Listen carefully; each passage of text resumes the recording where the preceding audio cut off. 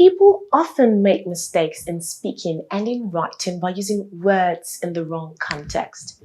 Hello everyone and welcome back to English with Victory. Words are to be used within the right context.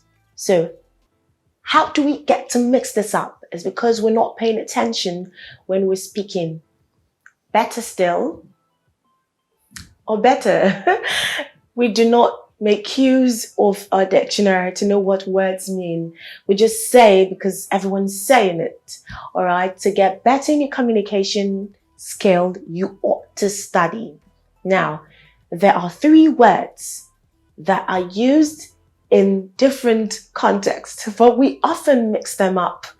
These 3 words are yet, still, and already. Yet, still, and already. All right. I've heard people say words like, I've called him, still yet he didn't pick. Or I am already angry yet. Or I'm still very angry yet.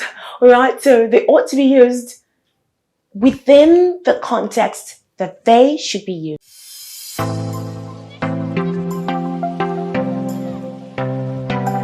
In this lesson, I'd guide you on when and how to use each. Let's begin with still. Still means something important that is ongoing, particularly when it is expected to have finished. For example, is your son still asleep? Is your son still asleep? They were home, but still playing love tag at night. I'm sure they're married couples. That's by the way. The children are still eating. Are you still cooking? Are you still cooking?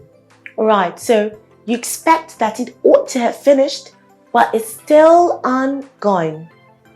Still, all right? So, still is used when something is expected to have finished but is ongoing. We move on to yet. Yet is used when something we're expecting has or hasn't happened. It can be used at the beginning of a sentence, in the middle, or at the end of a sentence. For example, yet. No matter how many times I tried to convince her, she kept to herself. Raymond hasn't called yet, but I'm expecting to hear from him soonest. She got a new novel, but hasn't read it yet. So you see, yet can be used at various points, but when we're expecting something that has happened or hasn't happened. Finally, already, right? If something happens earlier than we expected, we use already, and it usually goes after have or has and before the main verb. For example, I've had 4 oranges. I don't want any more. She has already cleaned the dirty dishes. She's making dinner.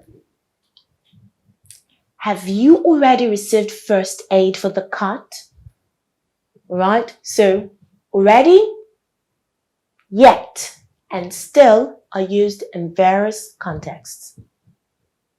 Now that you have learned how and when to use each of them, I hope that you practice so that you can get better at your communication skills. Until I come your way again, this is English with Victory. Get your friends to be a part of this by sharing this link. I'd love to see more examples from you using yet, already, and still from what you've learned on today's lesson. Don't forget to like and subscribe to this channel. There's a notification bell. Please click on it so that you're always notified when I upload a new video.